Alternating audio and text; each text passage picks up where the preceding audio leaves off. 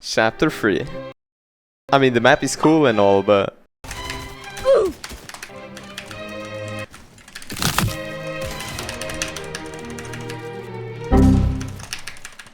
It's no secret that the shotguns in this chapter aren't the most enjoyable to use. The slow reload speed combined with the insane damage just makes the auto shotgun unusable. But we're lucky that the striker pump isn't that bad, right? It doesn't also have like shit damage, right? Or a bad headshot multiplier.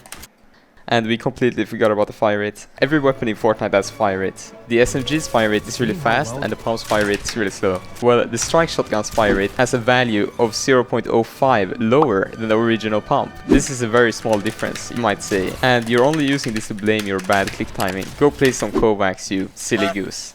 Well, take a look at this clip right here. This guy jumps into my box, I cone him, he edits his turn, I crack him, and then I go for what I like to call the widest edit you can possibly do in this game. I do this so I can get a clear shot on my opponent, and so my opponent can't break my wall to place his own wall. This trick works most of the time, but the problem with this particular incident is that my shotgun doesn't even shoot, which gives my opponent a chance to, well, let's just say, make my day a bit worse than it was before I went into this match. Unlucky my recording stopped at this oddly specific moment.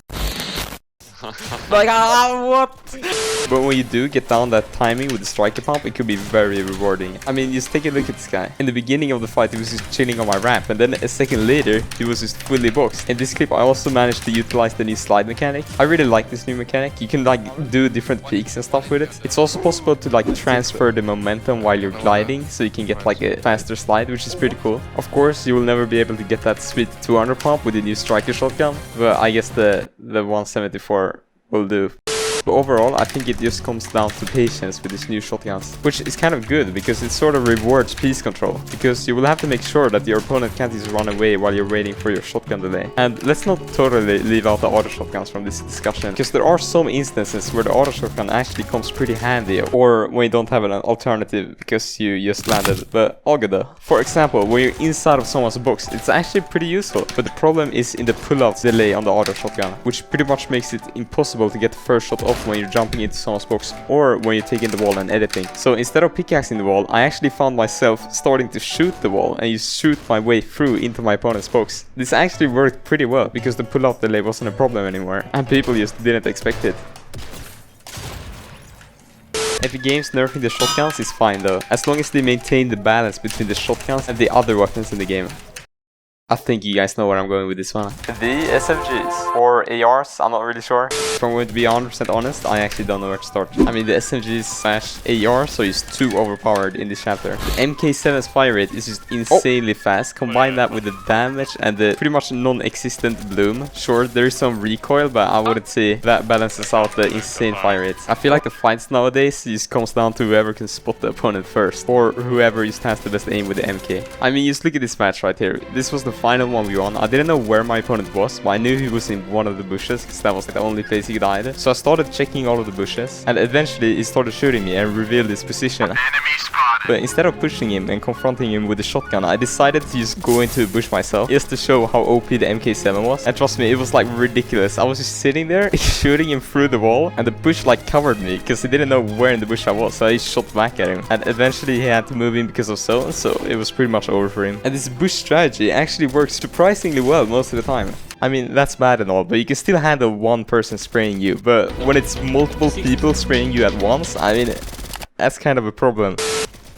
You don't want to be this person right there. If I'm going to be totally honest, I don't know why this guy would 50-50 me when the other guy is behind him, but all good though. A really good strategy to use when you have the MK7 is to find a spot on your opponent's builds that will pretty much destroy all these other builds that are covering him. By doing that, you can like confuse your opponent and pretty much get some free beams on him. This is a great example. This brick base right here was only held up by one wall, which pretty much means if I just break this wall, this guy will be fully exposed to my MK7, and that's exactly what I do. The reason why this works is because your opponent most of the time will just try turbo building the wall that exposes them instead of fixing the actual issue that is causing all of the builds to break, which is having a bad connection to the ground or to the other builds. And this kind of makes them look stupid, I can't lie.